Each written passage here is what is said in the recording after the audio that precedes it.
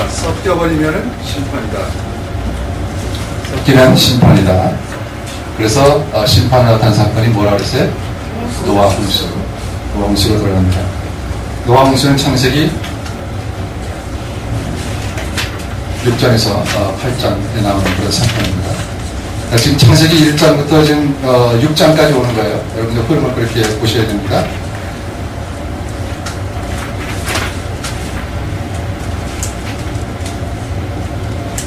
이 노아 홍수는요, 그냥 하나님이 물로 세상을 심판하셨다라고 단순히 그렇게 볼 사건이 아니고 이렇게 봐야 됩니다.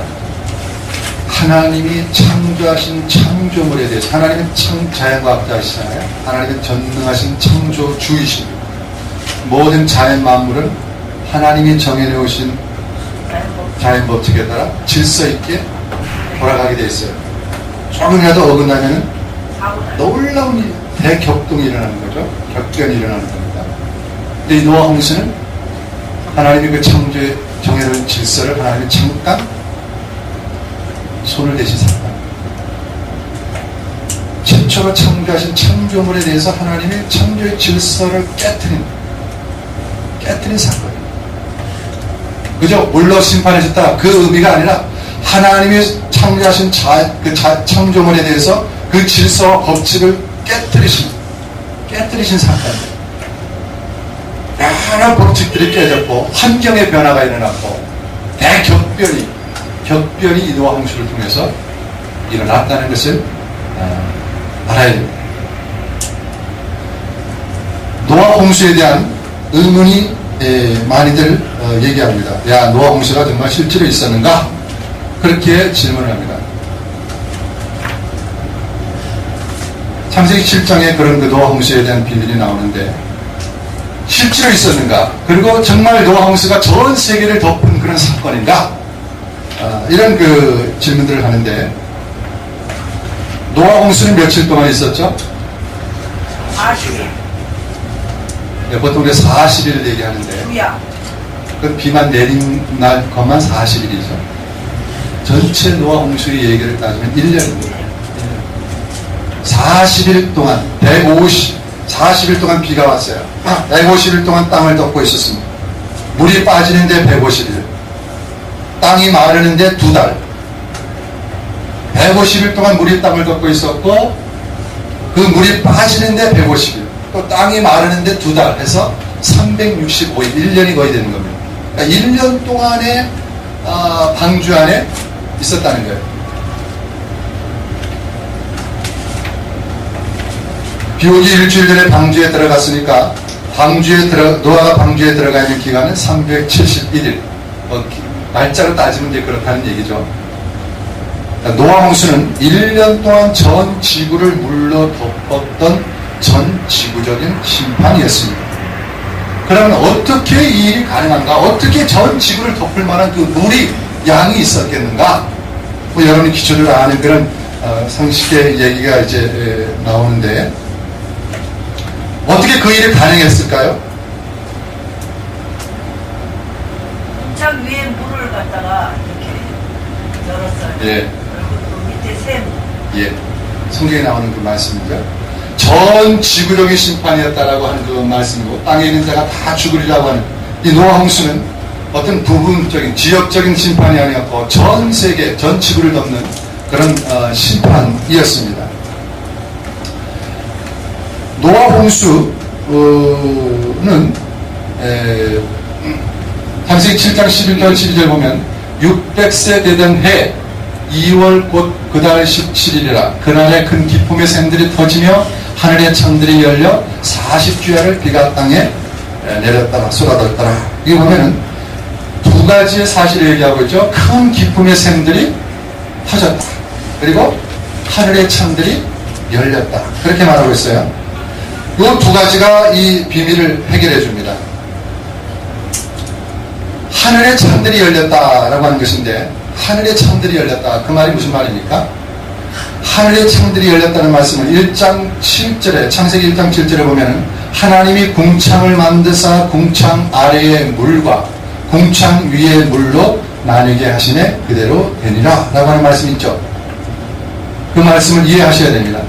그러니까 성경 청문, 하나님이 태초에 창조하실 때 그 지구의 그 환경은 어떤 환경이냐면 궁창 위에 물이 있고 궁창 아래에 물이 있다는 거죠. 그러니까 궁창 위의 물과 궁창 아래의 물, 같은 분량의 그런 물층들이 궁창이라고 하는 걸 통해서 서로 나눠져 있었다는 거예요.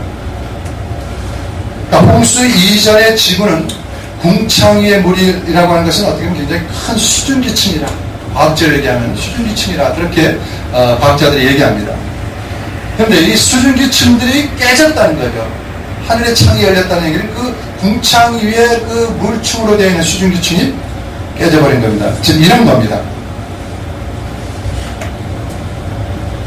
지구가 돌아가고 있는데 여기 궁창이라고 하는 거, 궁창 아래의 물, 지금 바다를 말하는 거죠. 이런 여러 가지 궁창 아래에 있는 물, 궁창 위에 있는 이 물, 수증기층으로 이렇게 형성되는 이 물, 이것이 어떤 사건에 의해서 깨져버린 거예요. 깨져서는 안 되는 건데, 도저히 깨질 수 없는 것인데, 그죠? 하나님이 창조하신 자연만물은 하나님 외에는 깰 수 없는 거잖아요. 자연적으로 돌아가야 돼요. 질서대로 돌아가야 돼요. 그런데 이게 깨졌다는 얘기는 하나님 외에는 깰 뿐이 없는데 깨졌다는 것은 하나님이 손대셨다는 거죠. 질서를, 자연 법칙을 깨뜨린 최초의 사건이 노아 홍수라는 얘기는 거기서 나오는 거예요. 이 창이 깨져가지고 어떻게 됐냐면 이렇게 되는 거죠. 궁창 위에 있는 모든 물들이 다 쏟아져내야 돼요. 이해되시죠? 이 사건이 하늘에서 있었고, 그 다음에 큰 기품의 샘들이 터졌다. 땅 속에 있는 모든 그런 물들이 쏟아져 올라왔다는 거죠. 땅 속에 깊은 샘들이 터져 나온 것입니다. 땅 속에 깊은 샘이 홍수의 주 원인이라고 창조과학자들은 말합니다. 땅 속에 엄청난 지하수가 지금도 남아있지 않습니까? 그렇죠?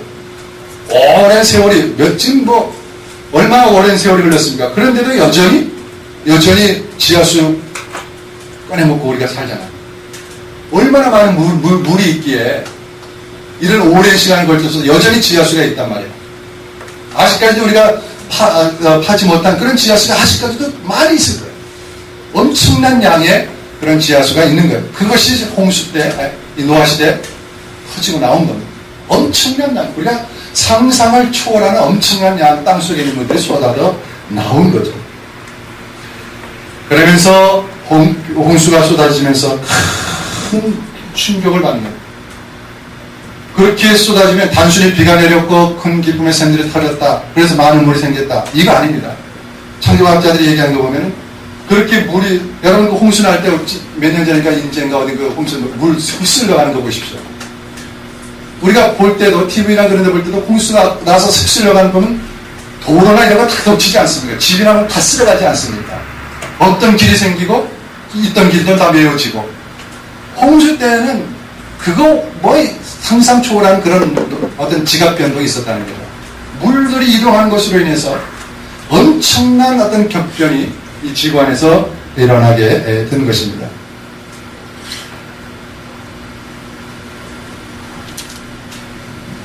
지구는 자전하지 않습니까? 자전과 공전을 이제 하는데, 자전과 공전을 하게 되면서 이 물들이 거기에 따라 돌지 않습니까? 그죠?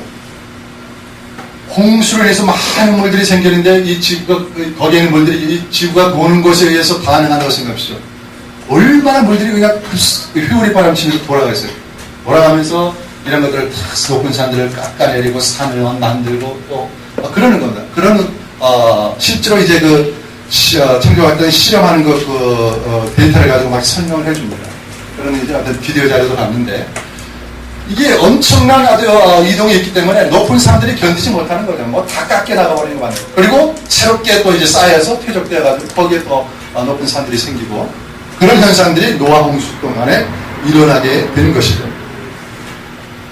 물의 흐름이라고 하는 것이 얼마나 놀라운 것인지 모릅니다.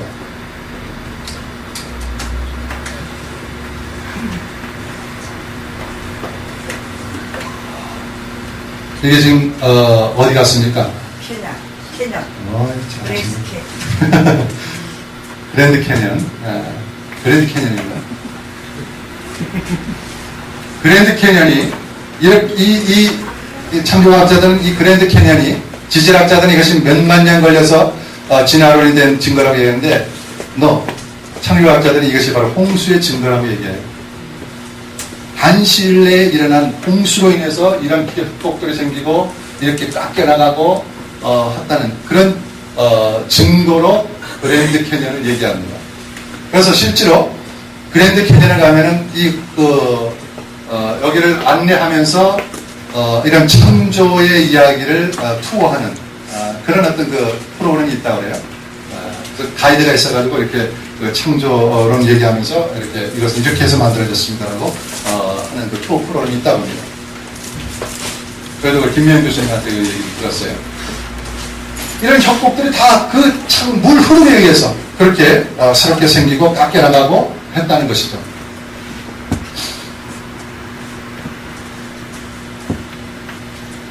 이게 깊이가 1에서 2, 높은 곳은 1에서 2km 이상 높이가 2km 이상 높이가 되는 겁니다. 엄청난 높이가 되는 거죠. 그리고 450km라고 합니다. 이 그랜드 캐년이니까 우리 서울에서 부산까지 그 정도의 협곡이 형성이 되어 있는 거죠. 대단한 아주 큰 협곡입니다.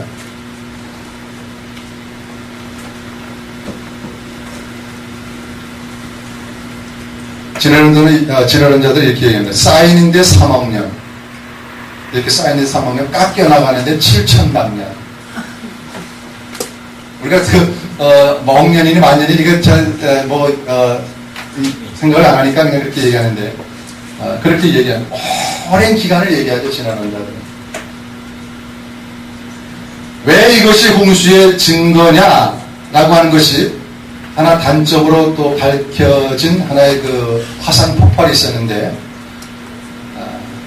이건 계속 그랜드 캐년 보이는데, 이거 사람입니다. 사람인데 이 높이가 아까 말한 것처럼 1km 내지 2km 된다는 거예요. 굉장히 이 높이가 큰 거예요. 세인트 헬레나 산 화산 폭발인데 1980년 5월 18일 날 워싱턴주에 있었던 그런 화산 폭발입니다. 미국 시애틀 남쪽의 캐스케이드 산맥이라고 하는 이 세인트 헬레나 화산인데, 이 화산 폭발이 일어나는데, 이 화산 폭발은 히로시마에 떨어진 원자탄의 3,400배에 해당되는 엄청난 위력이었다고 합니다. 히로시마 원폭이 일본에 하나씩 터진 만큼의 강도로 9시간 동안, 9시간 동안 계속 진행됐다고 해요. 그래서 이게 지금 폭발되기 전의 모습인데, 도시 있고 호수가 있고, 폭발 후에는 봉우리가 완전히 깎여버리고 완전히 여기는 아주 그냥 폐허가 되어버리는 그런 일들이 일어났습니다. 3,200m의 그 봉우리였는데 폭발로 해서 깎여져 버리고 2,000m 정도, 1,200m 정도가 날아가 버린 거죠. 날아가 버리고 산 높이가 이렇게 주저앉아 버린 대단한 그런 화산이 일어나는데, 이 화산이 맹렬히 터지면서 모래, 자갈, 흙, 수분 등 이런 것들을 함유한 엄청난 양의 그 화산 분출물들이 아주 날아와가지고 북쪽 평원에, 그런 것들이 막 급속도로 이제 그 휩쓸려 날아오면서 북쪽 평원에 급속하게 퇴적되었는데, 이것들이 완벽한 지층을 형성하면서 쌓이면서 어떤 지층을 형성하면서 하나의 그 새로운 협곡을 만들었습니다. 이런 협곡을 만드는 거죠. 이 폭발하면서 이런 협곡을 만들었는데, 그랜드 캐년 비슷한 그런 협곡이 만들어졌어요. 이런 협곡들이 만들어졌는데, 여기까지 쌓이는데 1980년 5월 18일에 요 정도 쌓였다고 합니다. 그런데 한 달도 안 되죠, 그렇죠? 6월 10일 날은 이만큼 또 쌓여졌다는 거예요. 그 다음에 한 2년 정도 더 지나가서는 한 이 정도. 그러니까 여기에서 여기까지는 몇 년 걸린 거예요? 뭐 길이라고 한 2년 정도 걸렸다고 보는 거죠. 그렇게 퇴적해가지고 그 화산 영향으로 인해서 이렇게 쌓이면서 이런 계곡이, 이런 퇴적층들이 형성되어졌다는 거죠. 사람의, 여기 있고 사람이 얼마나 큰 높이냐를 알 수가 있죠. 만약에 그 화산 폭발을 보지 못하고 똑같이 그랜드 캐년처럼 똑같이 되어진 것으로 보고 지질을 진화론자들이 얘기한다면 이것도 몇억만 년 그렇게 얘기한 겁니다. 근데 이 세인트 헬레나산 화산 폭발론에서 이런 기록들이 이렇게 급속도로 밀려오는 그런 어떤 물의 힘이라든지 그런 어떤 영향으로 인해서 쌓이면서 계속 쌓이면서 단시일 내에 이런 퇴적층들이 형성되어졌다고 하는 것이죠. 그만큼 노아 홍수는 전 세계적으로 어떤 그런 증거를 이제 가지고 있습니다. 모든 지구의 표면이 거의 퇴적층으로 되어 있다라고 하는 것도 그런 하나의 노아 홍수가 전 지구적으로 일어났다고 하는 그런 증거입니다. 지구의 현재 대륙도 사실 노아 홍수 이전의 모습은 아니죠. 노아 홍수 때문에 이런 격변이 일어나가지고 이런 대륙으로 지금 지구의 대륙으로 이렇게 형성되어졌다고 얘기합니다. 그리고 그 홍수로 인해서 화석들, 수많은 화석들이 홍수의 증거라 그렇게 얘기하는데 이건 규화목이라고 하는 것입니다. 나무가 화석이 된 것. 살아있는 나무가 갑작스럽게 이제 굳어져가지고 화석이 된 그런 걸 말하는데 규화목이라고 얘기합니다. 이런 것도 오랜 시간 걸려서 이제 배워졌다고 이제 지난주에서 얘기하는데 이것들이 다 거기 그 부분에서 발견되어지는 것들입니다. 그 아까 화산 부분에서 갑자기 그냥 그 밀려온 그런 어떤 화산 그 분출물들에 의해서 그냥 그대로 그냥 굳어져 버리고 만 거죠. 이런 규화목들이 굉장히 많이 발견되고 있고 다지층 나무화석이라는 게 뭐냐면은 여러 지층들 지층들이 쌓이는데 각 지층들이 다를 거 아니에요, 그죠? 그 색깔 그 구성들이 지층들이 다 쌓이는데 그 지층들을 뚫고 하나의 나무가 화석이 되어 있다는 거죠. 만약에 이것이 쌓여서 이렇게 됐다면 어떻게 이런 일이 일어날 수 있겠냐 말이에요. 인위적으로 하지 않고는 이것은 될 수가 없는 일이죠, 그렇죠? 이것 쌓이고 걸리는데 한 몇만 년, 이것 쌓이고 걸리는데 몇만 년, 그러면 이 나무는 어떻게 된 거란 말이에요. 이걸 뚫고 하나의 화석을 딱 붙어있는 이것은 어떻게 설명하냐 이거. 그게 아니라는 거죠. 밀려와서 그런 나무가 그냥 이렇게 박히면서 거기에 계속해서 그냥 쌓여져 버린 하나의 증거라고 얘기합니다. 그래서 다지층 나무 와서 또 그런 증거로 이제 3점. 이거는 이제 그리고 기온의 변화가 일어났습니다. 기온의 변화가 일어났는데 홍수 전에는 보통 전 지구가 별로 기온 차이가 없는 극지방이라고 해도 뭐 거의 별로 춥지 않은 전체적으로 이제 좀 온화한 아열대성 기후를 가지고 있었는데 왜냐하면 왜 그랬습니까? 물충 때문에 그렇죠. 물충 때문에. 이게 보온 역할을 하는 겁니다. 온실 역할을 해주는 거죠. 그래서 사람, 생명체가 살기에 가장 최적의 상태를 이루고 있는 그 역할을 이것이 해준 겁니다. 그래서 노아 홍수 이전에 사람들의 수명이 오래된 것도 이 영향이죠. 가장 오랫동안 병이라고 들 수가 없죠. 가장 최적의 상태로 살아가는 조건이니까 병이 들 수도 없고 오래 살 수밖에 없는 이 하나님의 어떤 보호막, 물충이라고 하는 보호막, 온실 역할을 해주는 이 보호막 이것이 홍수로 인해서 깨져버린 것만 거죠. 하나님이 걷어쳐버린 겁니다. 심판으로. 그래서 극심한 어떤 기온 변화가 영하 마이너스 77도 뭐 여기는 40도까지 기온 차이가 얼마나 심합니까? 그래서 갑작스럽게 이 홍수의 물충의 깨짐으로 인해서 화석들, 이 극지방에서 화석들이 발견되어지는데 맘모스라고 하는 코끼리 비슷한 그런 화석들이 굉장히 이 극지방에서 많이 발견되어집니다. 초식 동물들인데 풀들을 뜯어먹는 그런 동물인데 극지방에서 그런 것들이 발견된단 말이죠. 이해가 되지 않는 거예요. 그러니까 갑자기 풀 뜯어먹다가 음식을 먹다가 홍수 사건을 해서 그냥 그대로 화석이 되어버린 거예요.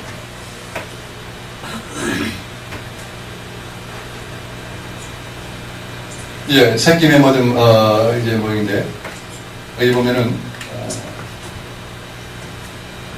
아주 그대로, 아주 형태를 그대로 유지한 채로, 발견됩니다. 소화기관과 호흡기, 이런 것들이, 작은 돌입자들이 호흡기 기관, 이런 속에서 발견되어지고, 또, 것은, 음식물 자체도 그냥 그대로 발견되어지는 그런, 이런 것들이 이런 지방, 이게 다 거기서 발견되어지는 이 점으로 한 것들이 다 그런 화석들이 발견되어지는 그런 지역들입니다. 굉장히 많습니다.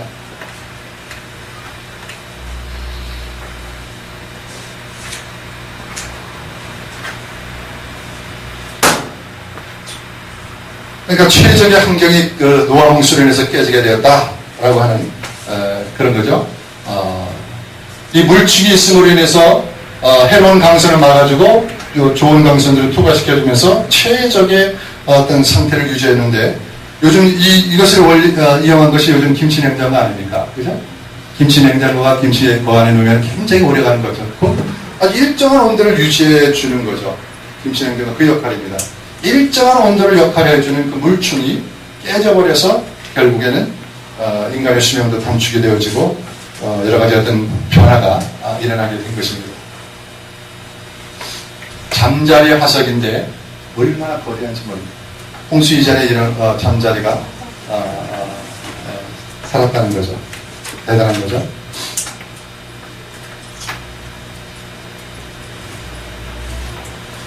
70cm, 70에서 한 50cm 정도 되는 그냥 크기의 잠자리라고 합니다. 그 당시에 굉장히 같은 곤충들이 다 거대했던 것 같아요. 그만큼 살기 좋았던 그런 환경이었다라고 하면서 알 수 있습니다. 이것이 노아 홍수 때 무너져 내렸다라고 하는 것입니다. 기가 막힌 세상을 잃어버리고 만 것이죠.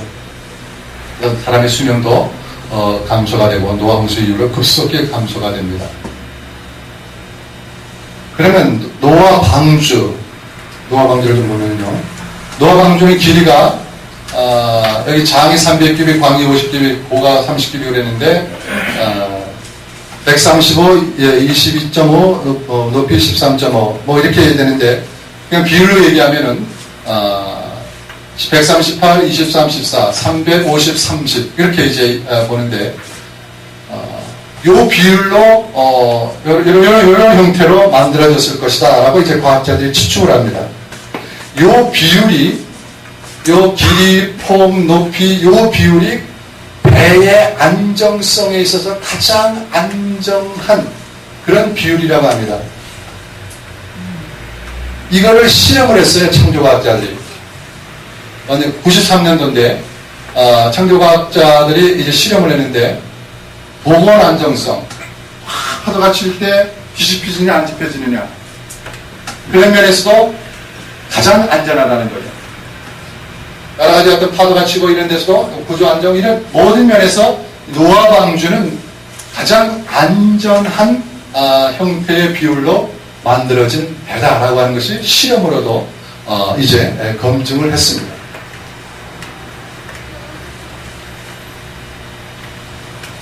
(30m) 파도를 치게 해서 이제 시험 여기 나오지 않습니까? 30m 파도에도 거뜬하게 이게 뒤집히지 않고 이제 근대했다는 거죠.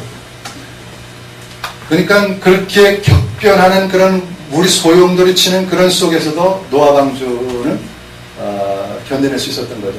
하나님이 또 그 노아 방주를 또 붙들고 계셨기 때문에 우리가 신앙적으로 해석하면 이제 안전할 수 있다고 얘기하지만 과학적으로도 이것이 가장 안정성 있는 그런 비율로 그렇게 얘기를 합니다. 사람이 만들 수 있는 가장 안전한 배의 비율이 노아 방주의 비율입니다.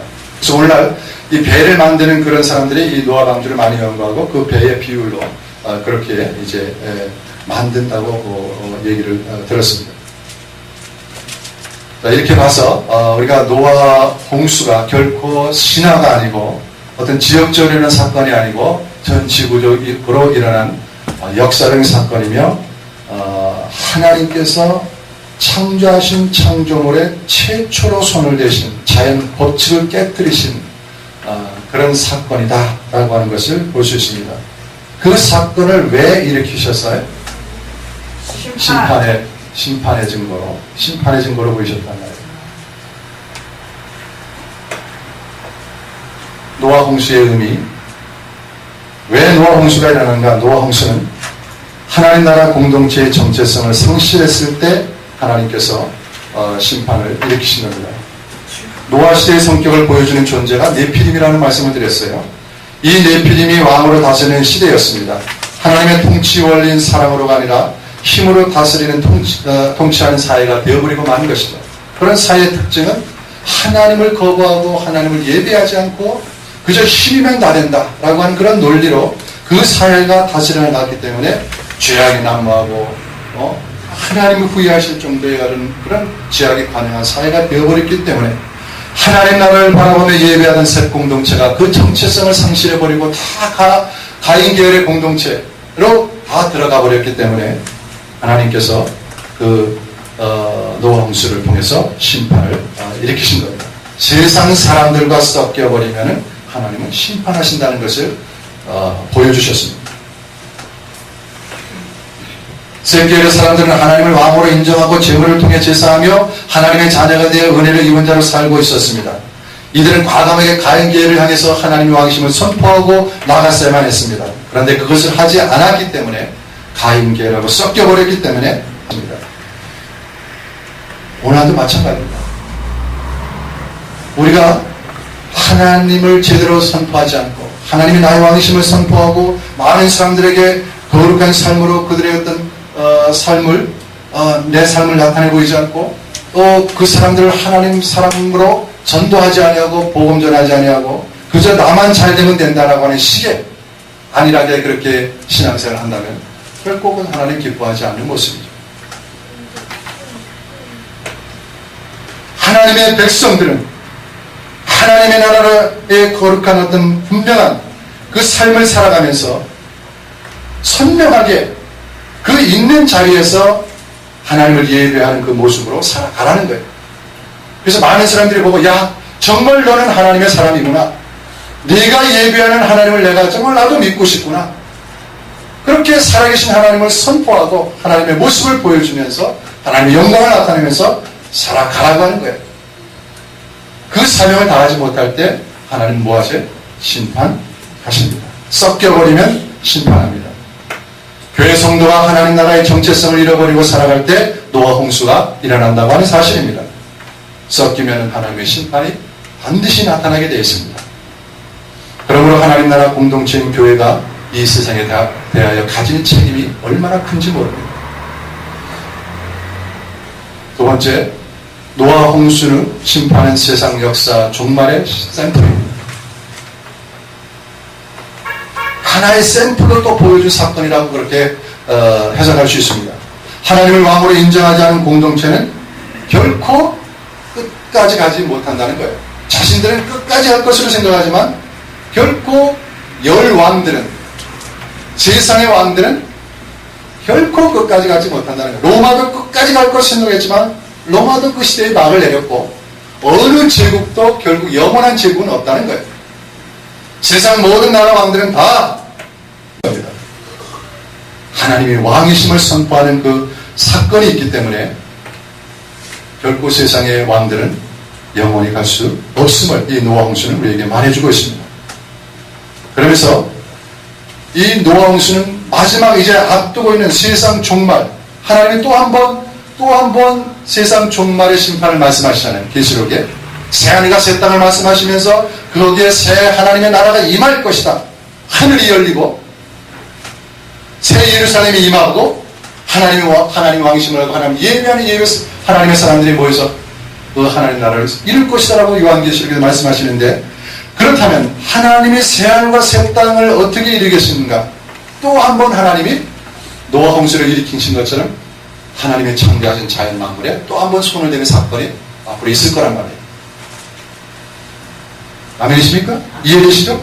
노아 홍수도 하나님이 한 번 손을 대셨는데, 그래서 법칙이 깨지고 지구의 대격변이 일어나는데, 마지막 하나님 약속하신 하는 그 약속 속에 하나님이 또 한 번 되시겠다고 지금 약속을 남겨두고 계셔요. 새하늘과 새 땅을 내가 이루겠다. 거기서 영원한 하나님의 사람들이 하나님의 왕이심을 하고 이제 영원한 삶을 사는 거예요. 모든 세상 사람들, 하나님의 왕이심을 거부한 그 모든 사람들은 이제 다 심판을 받아 멸망을 당하고, 하나님의 왕이심을 아는 거룩한 하나님 백성들은 영원히 하나님이 허락하신 새하늘과 새 땅에서 이제는 영원한 하나님의 삶을 살아가게 되는 것입니다. 노아홍수는 그 사실을 우리에게 샘플로, 앞으로 있을 종말에 대한 샘플로도 우리에게 하나의 교훈을 주는 그런 사건입니다. 아멘이십니까? 세 번째, 노아홍수 심판은 반드시 심판하시나 구원받는 자가 있다는 거죠. 여러분, 심판은 누구에게 해당되는 말입니까? 믿지 아니하는 사람들에게 심판이라는 말이 적용이 되죠. 심판이 있으면 믿는 사람들은 뭡니까? 구원이죠. 그러니까 심판과 구원은 동시적인 겁니다. 그러니까 하나님의 심판이 임한다라고 할 때 믿는 사람들이 어떻게 반응을 보여야 돼요? 두려워해야 돼요? 아니죠. 두려워한다면 하나님을 믿는 사람이 아니에요. 하나님의 심판하신다는 것은 믿지 아니하는, 하나님의 왕이심을 거부한, 자기 마음대로 자기가 왕인 줄 알고 살아가는 그 사람들에 대한 그 사건입니다. 그러나 하나님의 왕이심을 알고 하나님 예배하는 예배의 사람들, 예배 공동체 사람들은 구원을 받는 거예요. 그 하나님의 심판이 임할 때 노아처럼 구원을 받는 겁니다. 믿는 사람들에게는 구원의 날입니다. 심판하시나 구원하신다. 이것이 이제 앞으로 계속 나오는 그런 메시지가 될 겁니다. 하나님이 심판하시지만 거기에 구원받는 하나님의 사람들이 있다는 거예요. 노아처럼. 저와 여러분들이 구원받는 하나님의 사람들, 끝까지 주님 오시는 그날까지 선명하게 살아남아 있어서 구원받는 하나님의 사람들이 되기를 주의 이름으로 축원합니다. 아멘. 구원받는 하나님의 사람들로 남아있어야 돼요. 다 세상 사람들 섞여버린다 할지라도 나만큼은 내가 그 하나님을 향하여 선명하게 하나님을 예배하며 하나님을 찬양하며 노래하며, 아까 하나님의 마음 노래했는데 그 하나님의 마음을 품고 그 마음대로 순종하면서 이 시대를 살아가는 선명하게 남아있는 하나님의 사람들이 될 때 하나님 그 사람을 구원하시는 것, 그 사람을 지켜주시는 것.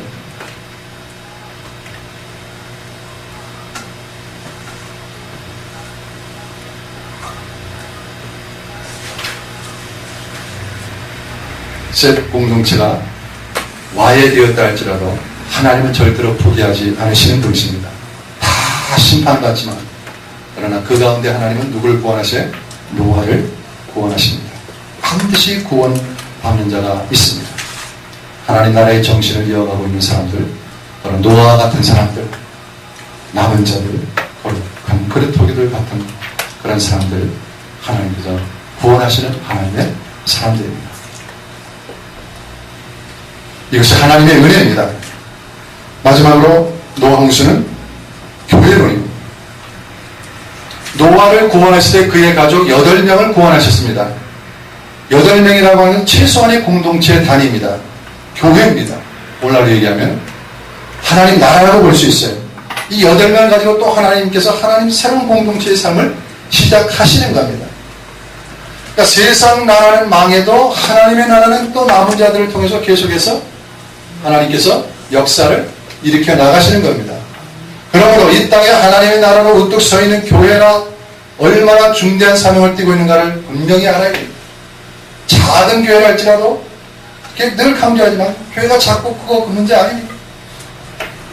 선명히 이 땅에 하나님 나라로 우뚝 서 있는 교회가 될 때 세상과 섞이지 아니하고 정말 하나님 앞에 분명하게 서 있을 때 이 교회는 하나님께서 세우시는, 이 교회를 통해서 하나님께서 존귀하게 영광을 받으시는 그런 거룩한 교회가 될 줄로 믿습니다. 교회라 할지라도 하나님은 심판하십니다. 섞여있는 교회라면 가차없이 그 교회도 심판하십니다. 나를 성도로 부르시고 주의 종으로 부르시고 교회를 이루도록 하신 하나님의 뜻이 무엇인지를 분명히 알아야 됩니다. 그래서 적당히 직분받고 적당히 교회를 키우고 교회 문화를 즐기면서 그냥 그렇게 살아서는 안 되는 것이죠. 하나님 나라 백성이 분명한 정체성을 알고 그 사명을 이루어나가는 믿음의 사람들이 되어야 됩니다. 내가 부름받은 이 시대 정말 살아있는 하나님의 사람으로 남은 자가 되어야 될 줄로 믿습니다. 그러므로 교회와 성도는 세상과 섞이면 안 됩니다. 섞이면 심판입니다.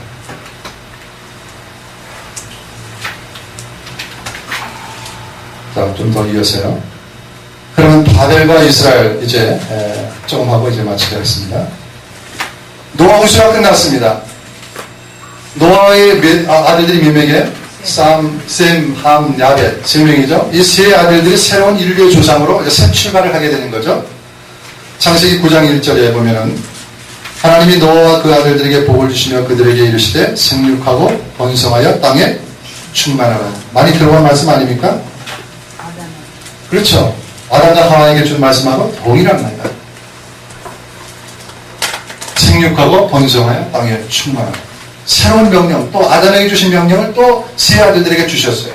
왜? 새롭게 이제 또 후손들을 키워가야 되니까, 공동체를 세워가야 되니까 빨리 너를 땅에 충만하라. 그렇게 하나님이 말씀하셨습니다. 그래서 노아의 세 아들로 새로운 종족을 형성해 나가게 됩니다.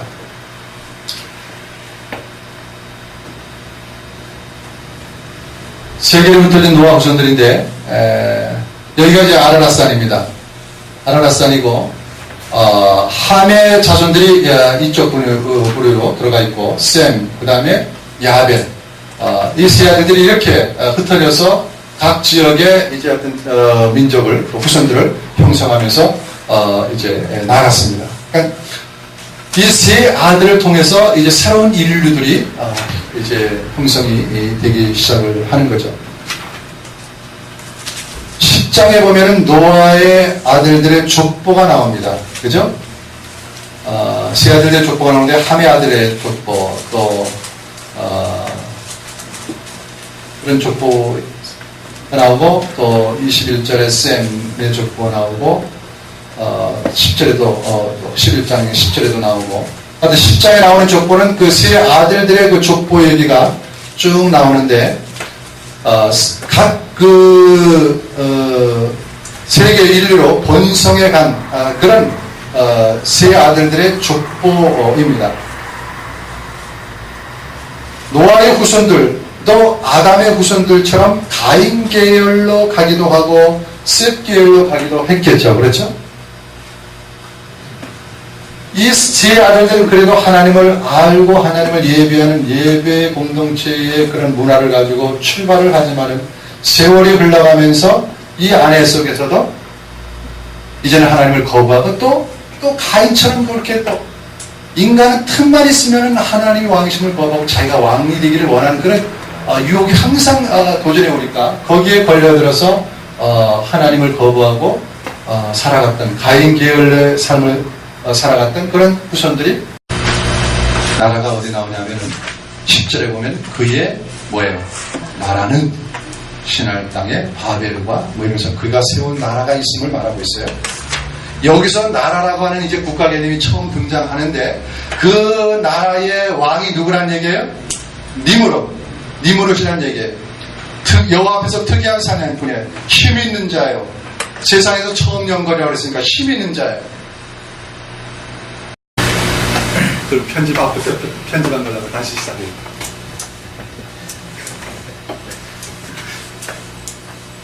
자, 니무롯의 나라는 바벨 문명을 쌓는데 하나님 앞에 도전하는 세력이죠.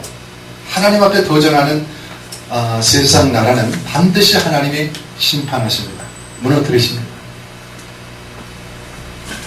개인이건 집단이건 뭐 마찬가지죠.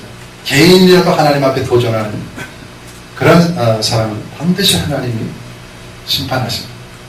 성경이 보여주는 하나님 커다란 메시지 중에 하나입니다. 그러나 믿는 자는 그 심판 속에서 항상 구원을 받는 거예요.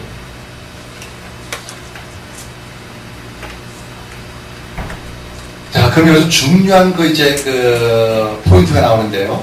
바벨, 창세기 11장에 나오는 바벨이라고 하는 나라를 통해서 보여주신 것. 그러면서 새롭게 이제는 하나님이 이스라엘이라고 하는 나라를 이제 말씀하시는데 그것이 어떻게 이제 배치되는지 한번 보겠습니다. 나라의 3요소가 뭐예요? 국토, 국민. 예, 먼저 영토가 있어야 되죠. 그렇죠? 영토가 있어야 되고, 그 다음에 국민이 있어야 되고, 그 다음에 그 국민을 다스릴 수 있는 법이라든지 주권 뭐 이런 것들이 있어야 되죠. 나라의 3요소는 국민, 주권, 영토 그렇게 이제 볼 수 있습니다. 그러면 바벨 니무롯이 이룬 바벨이라고 하는 나라를 한번 보겠습니다. 바벨 나라, 세상 나라라고 볼 수 있는데 창세기 11장에 나오는 바벨이라고 하는 나라 여러분 성경을 펴놓고 보십시오. 자, 바벨이라고 하는 나라는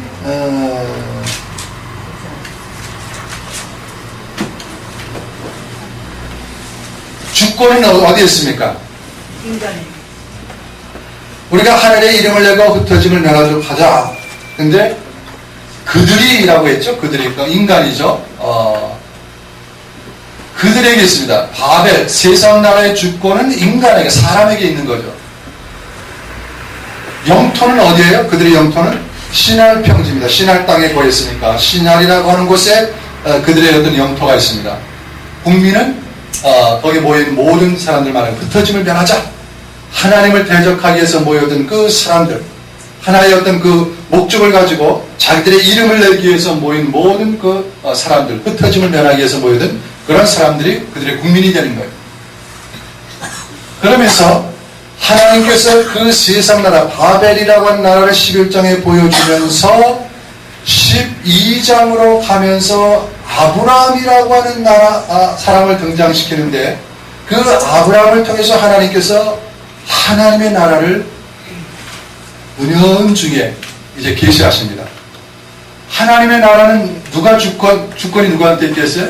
하나님에게 있는 거죠. 영토는 하나님이 지시할 땅, 아브라함이 말씀하시기를 지시할 땅이 있다. 국민은 큰 민족을 이루게 하겠다. 아브라함에게 말씀하셔서 내가 너에게 지시할 땅이 있으니 그 땅으로 가라. 내가 너로 인하여 큰 민족을 이루겠다고 해서 아브라함 부르셨단 말이에요.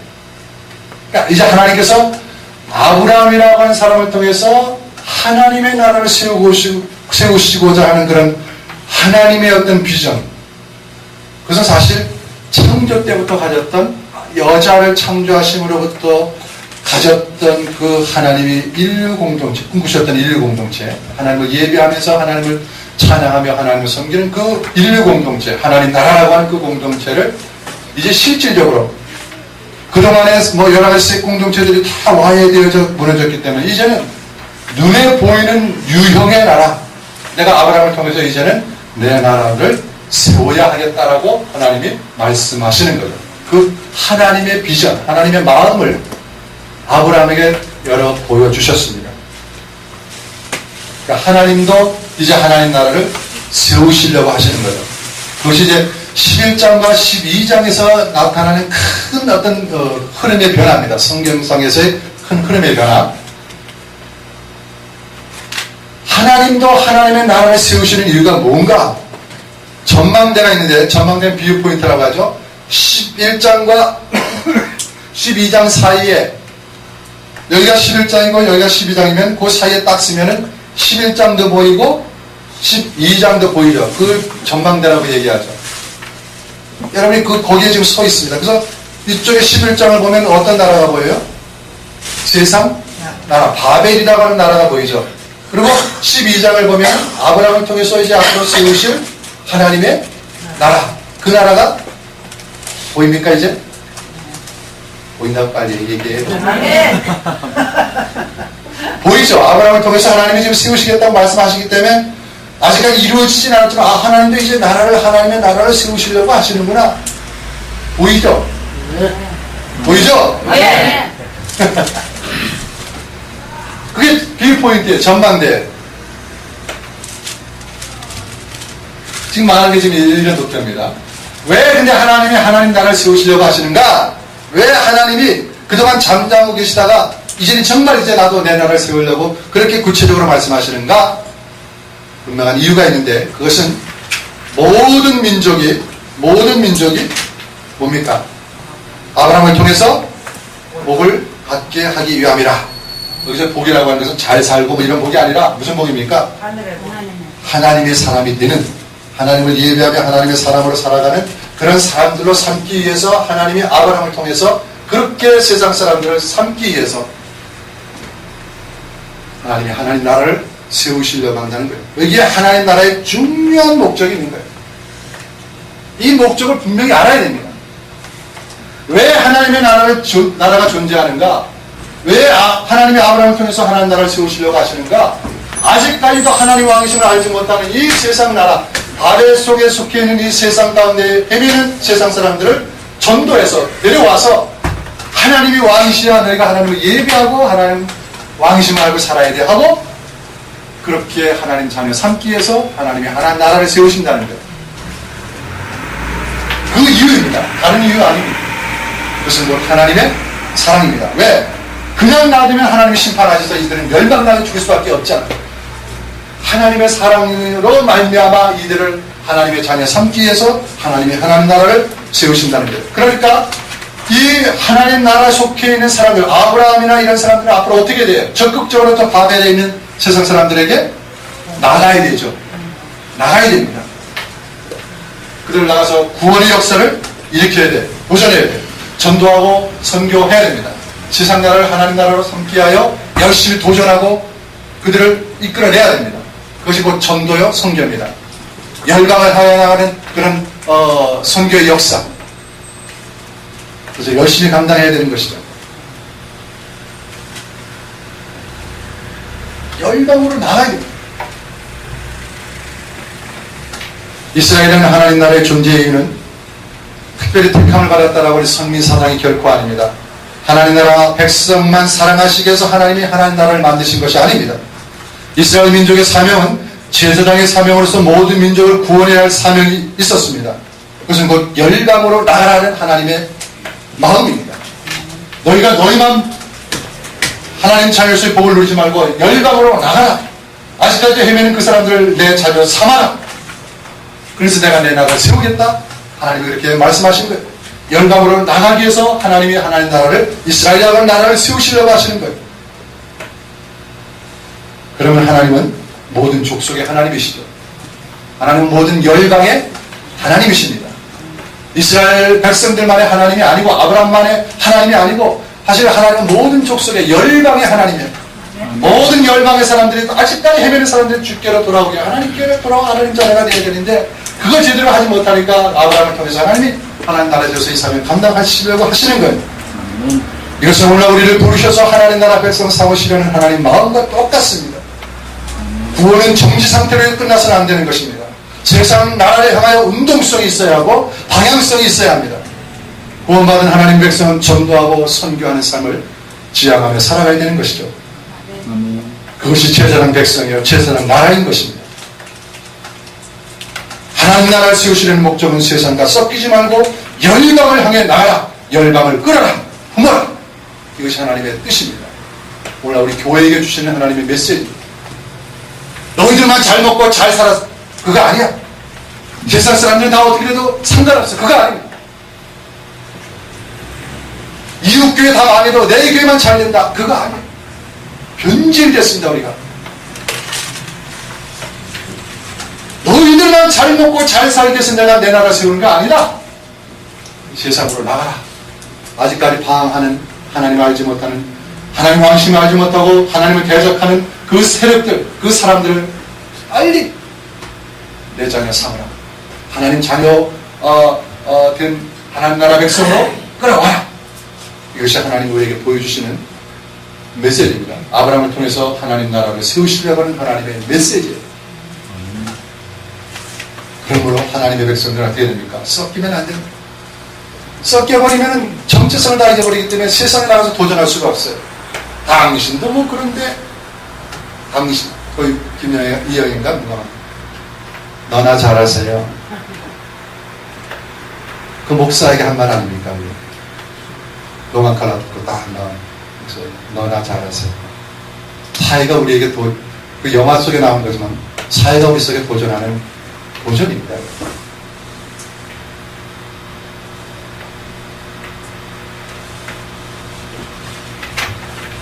너무나 우리가 지금 힘을 잃었어요.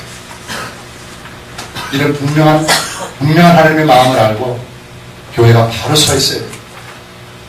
성도가 바로 서 있어야 돼요. 우리 주의 종들이 바로 서 있어야 돼요.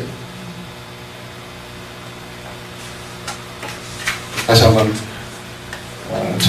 마치겠습니다. 셋 계열인 가인 계열과 섞이면 안 되죠. 반드시 정복하며 나가야 됩니다.